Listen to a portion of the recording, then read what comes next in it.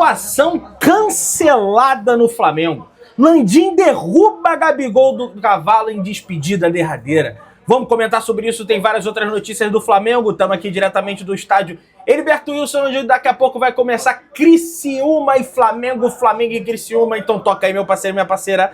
Tocou, então vem comigo, rubro-negro. Vamos às notícias do Flamengo. Tem muita coisa pra gente debater, pra gente conversar. Vocês estão vendo aí o estádio do Criciúma, estádio Heriberto Wilson, onde daqui a pouco a bola vai rolar para Flamengo e Criciúma, Criciúma e Flamengo. E eu tô aqui para passar várias informações do Flamengo. O Flamengo chega aqui no estádio ali por volta das 6h30 da tarde, tá, pessoal? 6h30 da tarde, o Flamengo deve estar desembarcando aqui no Heriberto Wilson para concentrar as suas forças aqui no estádio. Acabou o jogo, zona mista, se tiver, geralmente não tem. Entrevista coletiva também. E o elenco volta para a cidade do Rio de Janeiro hoje com previsão de chegada por volta das 2h30 da manhã para iniciar os preparativos da rodada do Flamengo diante da equipe do Vitória, tá, pessoal? Vamos passar informação sobre arbitragem, aonde vai passar o jogo, aquela coisa toda. O último jogo entre Flamengo e Criciúma, o Flamengo venceu o Criciúma,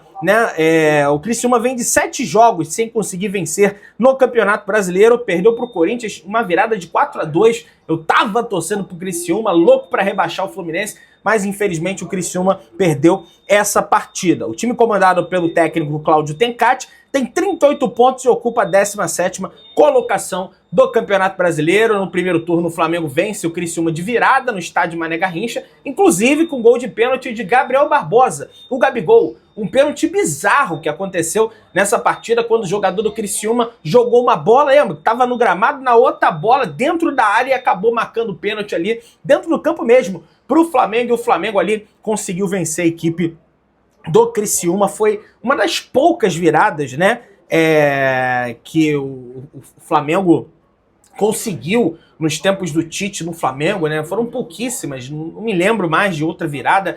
Realmente aquele time do Tite não conseguia reagir a situações adversas, e esse jogo o Flamengo vendeu o mando para Brasília, né? Foi em Brasília essa partida. O Flamengo vem embalado, apesar de não ter mais chance de conquistar o título brasileiro, na vitória por 3-2 sobre o Internacional. Terceiro colocado com 66 pontos, o rubro-negro não tem mais chances de título, mas luta para pular uma posição e aumentar a sua premiação na classificação do Campeonato Brasileiro. A gente vai comentar essa situação da premiação também. No momento, o Flamengo é o terceiro colocado do campeonato e pode, quem sabe, alcançar a equipe do Palmeiras. A partida vai ser transmitida no Premier Futebol Clube para todo o Brasil e você pode assistir no GE. Globo ou no Globoplay, no Sky+, na sua operadora aí, né, na sua Sky, na sua NET, na sua Claro TV, enfim, tem vários serviços de operadora aí, streaming, que você pode assistir essa partida, beleza? O Criciúma está com alguns desfalques, tá? A equipe do Criciúma deve ter até 3 mudanças no time que encarou o Corinthians. O zagueiro Rodrigo e o volante Newton receberam o 3º cartão amarelo e cumprem suspensão, assim como Gerson e o De La Cruz também do Flamengo cumprem essa suspensão. Além disso, o zagueiro Wilker Angel, tá, teve lesão grau 2 na parte posterior da coxa e também segue como desfalque. No meio de campo, Tencati deve apostar na dobra na esquerda com Trauco e Hermes. Lateral esquerdo, o Miguel Trauco, que atuou pelo Flamengo ali em 2016, 2017, acho que até 2018, se não me falha a memória, o Trauco vestia a camisa do Flamengo.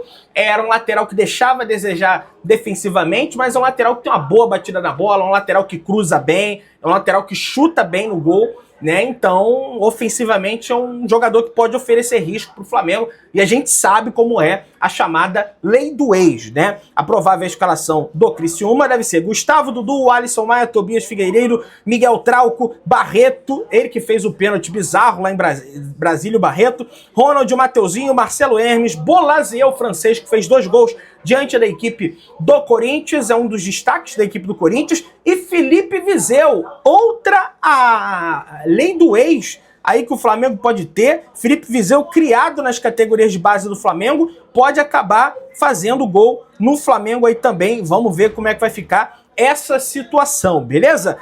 Quem está fora, Nilton, a gente já comentou, e tem alguns pendurados, o Alisson, Felipe Mateus, Gustavo, Jonathan e Tobias Figueiredo. Então, Criciúma vai ser um jogo tenso, vai ser um jogo pesado para o Criciúma, para a equipe carboneira. Para quem não sabe, né, a cidade de Criciúma, ela enriqueceu bastante com a descoberta de carvão mineral. Por isso, as cores da equipe do Criciúma, o preto e o amarelo, né, que representam ali o carvão, né? Você tem, por exemplo, no Uruguai, o Peñarol, que tem as cores parecidas com a equipe do Criciúma, é conhecido lá também como a equipe carboneira, e o Criciúma é a equipe carboneira por conta da descoberta do carvão aqui em Criciúma, que fez que essa região aqui do estado de Santa Catarina se desenvolvesse, pessoal. Aqui é a história também, viu? Felipe Luiz tem novos 3 desfalques além dos suspensos De La Cruz e Gerson. O departamento médico do Flamengo vetou a participação do goleiro argentino Agustín Rossi, Alexandro e também Léo Pereira. A boa notícia é o retorno do chileno Eric Pulgar,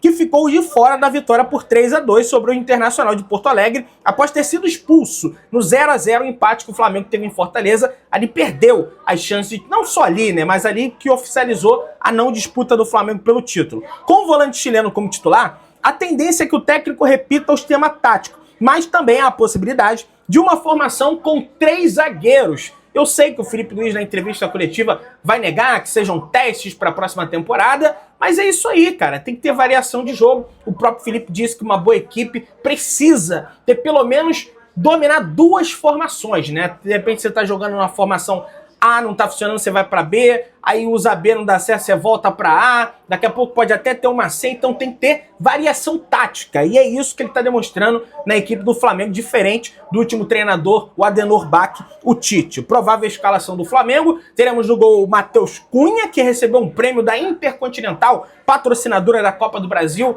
né, decretou ele como melhor goleiro da Copa do Brasil, a Intercontinental, não sei se isso foi oficialmente aí pela CBF. Fabrício Bruno, Léo Pereira, Ayrton Lucas, Eric Pulgar, Everton Araújo, Carlos Alcaraz, o Charlie, Michael, Gonçalo Plata e Bruno Henrique. Michael, que fez um bom jogo diante da equipe do Internacional, marcou 2 gols. O Gonçalo Plata, na minha opinião, também, hoje agrega muito mais do que o Gabriel Barbosa nesse time do Flamengo. O Gabigol sequer viajou aqui para Criciúma, porque tá pendurado, então poderia ficar de fora da sua despedida. A gente vai comentar sobre essa despedida. E também Bruno Henrique sendo adaptado ali como centroavante, né? Ele não é centroavante de ofício, mas não tem o Pedro. Enfim, tem que botar ali o Bruno Henrique, até porque o Carlinhos, com todo respeito a ele, não tem nível para jogar no Flamengo. O Flamengo não tem Pedro, Cebolinha, Vinha, Arrascaeta, todos fora dessa temporada, De La Cruz e Gerson suspensos, Rossi, Léo Pereira, Alexandro. O Flamengo não tem uma série de atletas,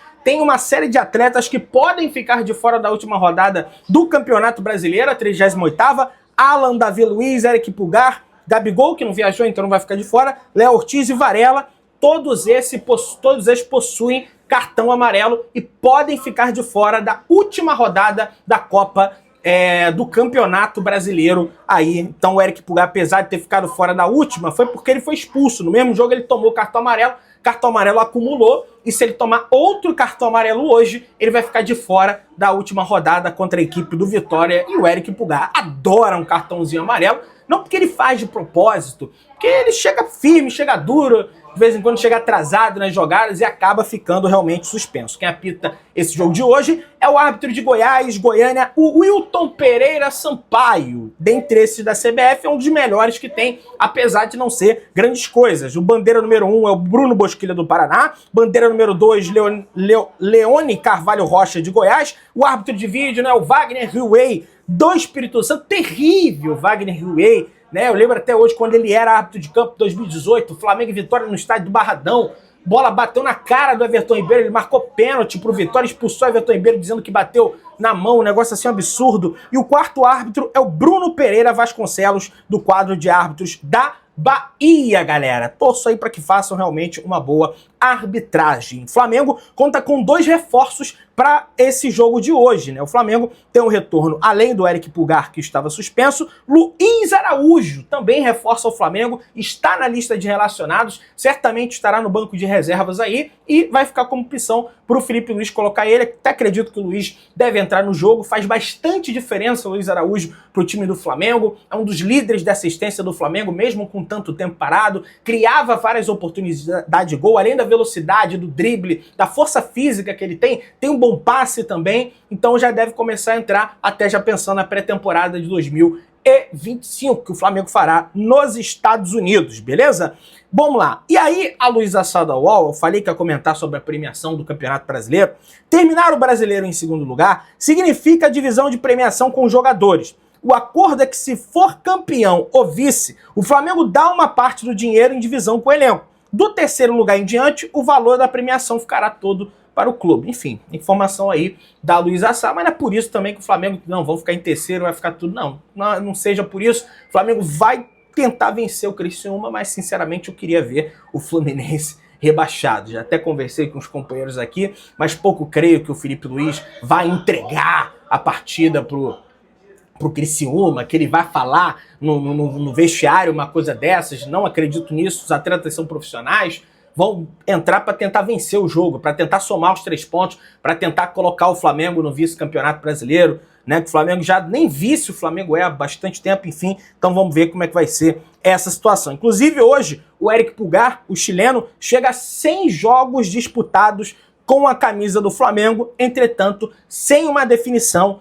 de renovação. Segundo o Fred Gomes e o Thiago Lima do GE, volante chileno que completa nesta quarta contra o Criciúma, esses 100 jogos, chegou ao clube no segundo semestre de 22. Virou o titular absoluto desde a passagem de São Paulo e espera uma valorização. Chegou como patinho feio, né? Para quem não lembra, o Eric Pulgar, todo mundo reclamava, não gostava do Eric Pulgar, realmente não tinha boas atuações, por isso que eu acho que tem que ter um pouco mais de paciência com o Alcaraz, pelo menos até o Carioca do ano que vem, para ver se ele vai virar ou se não vai virar, para ele entrar mais calmo, mais tranquilo nas partidas, muito ansioso, tenta o tempo inteiro, então às vezes quer fazer algo mais difícil do que fazer o mais simples, para mostrar para a torcida que ele é bom jogador, enfim, acho que tem que trabalhar aí o psicológico, de repente, então um psicólogo, de repente, seria bom para ele. Não é falando debochado, é falando sério mesmo. A parte mental hoje, para o esporte de alta performance, ela é importantíssima.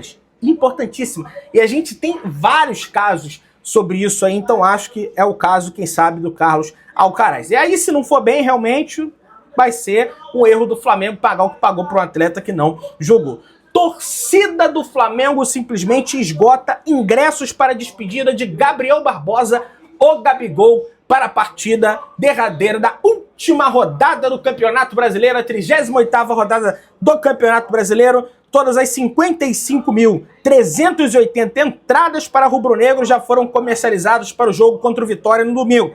Bilhete no setor visitante será vendido só no dia da partida, galera. Então, olha, se demole, o Rodrigo Cerqueira, que escreveu através do GE. Globo, mas já sabíamos que ia esgotar esses ingressos, porque tinha uma fila virtual de simplesmente 280 mil pessoas no site do Flamengo para tentar adquirir esse ingresso. Eu nunca vi uma monstruosidade dessas de pessoas. Tivesse 200 mil lugares disponíveis, iriam 200 mil pessoas nesse jogo, eu não tenho a menor dúvida disso. Aquele Maracanã lá da década de 50, quando foi construído, né? Brasil e Uruguai, público de 220 mil, as pessoas falam do título que o Brasil perdeu. Vai dar muita gente, vai ser gente a dar com pau nesse jogo para ver a despedida de Gabriel Barbosa, o Gabigol, diretamente do Maracanã, e certamente estaremos lá para fazer essa cobertura contra o Vitória.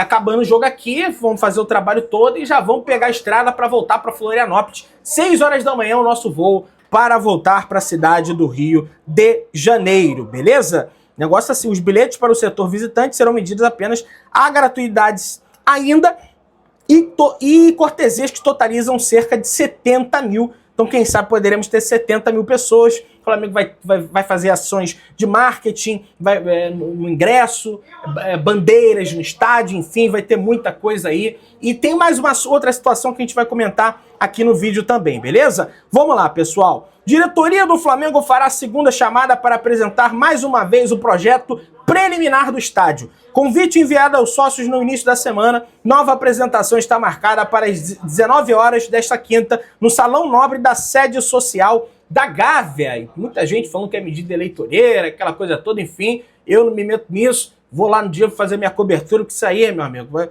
tá dando a confusão danada. Mas vamos lá, pessoal. Liminar cancela exigência de carteirinha de sócio para votar na eleição do Flamengo. O presidente do Flamengo, Rodolfo Landim, entrou na justiça para revogar decisão da Assembleia Geral que se posicionou no processo. Nesta quarta-feira, o juiz Luiz Cláudio Marinho, da 31ª Vara Civil da Comarca da Capital, concedeu uma liminar que revoga a exigência da carteirinha de sócio na votação da eleição presidencial do Flamengo, marcada para a próxima segunda-feira. Durante a semana, o atual presidente do Flamengo, Rodolfo Landim, moveu um processo contra a decisão da Assembleia Geral do clube que havia determinado que os eleitores apresentem a carteirinha na validade para votar, o que não aconteceu em pleitos anteriores, onde os eleitores apresentaram apenas a carteira de identidade. No dia 24 de setembro, a Assembleia Geral emitiu esse comunicado exigindo que os eleitores terão que apresentar, além de um documento de identificação, a carteirinha de sócio. Nos anos anteriores, bastava um documento para votar. Landim, candidato a CEO da chapa da situação, de Rodrigo Duncha, alega que pediu para a Assembleia Geral rever essa exigência porque muitos sócios não sabem onde está a carteirinha, enquanto outros têm fora da validade porque o acesso ao clube é feito por biometria digital ou facial. Procurado pelo GE na última segunda-feira, o presidente da Assembleia Geral, o Carlos Henrique Santos, não quis se manifestar sobre o assunto, mas nos autos do processo o órgão se defendeu da seguinte forma.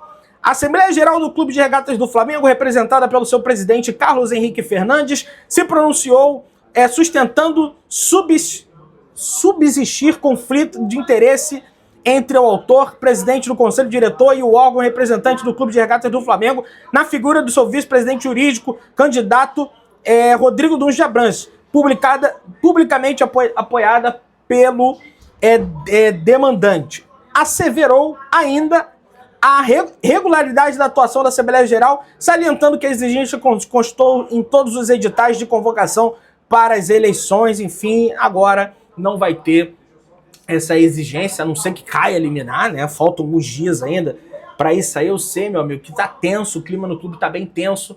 Acho que nunca teve eleição tão tensa no Clube de Regatas do Flamengo e tão parelha, viu? Maurício Gomes de Matos, Luiz Eduardo Batista Ubap e Rodrigo Duncha Abrantes, tá parelho ali, realmente palmo a palmo. Vamos ver quem vai ser eleito aí, o presidente do Flamengo. Quem será, rapaz? Já tá todo mundo ansioso para essa eleição do Flamengo. O pessoal já tá mais preocupado com a eleição do que as partidas do Flamengo no Campeonato Brasileiro, que só valem aí alguns milhões de reais. Quem dera fosse na minha conta, mas não é. É pro Flamengo, tá bom. Pro Flamengo é importante, né? Pra gente também, né? Mas pro Flamengo é importante aí, mas não tão quão importante como seria o Campeonato Brasileiro, beleza? A FIFA confirmou o acordo com o DAZN para a transmissão do Super Mundial de Clubes para o mundo todo.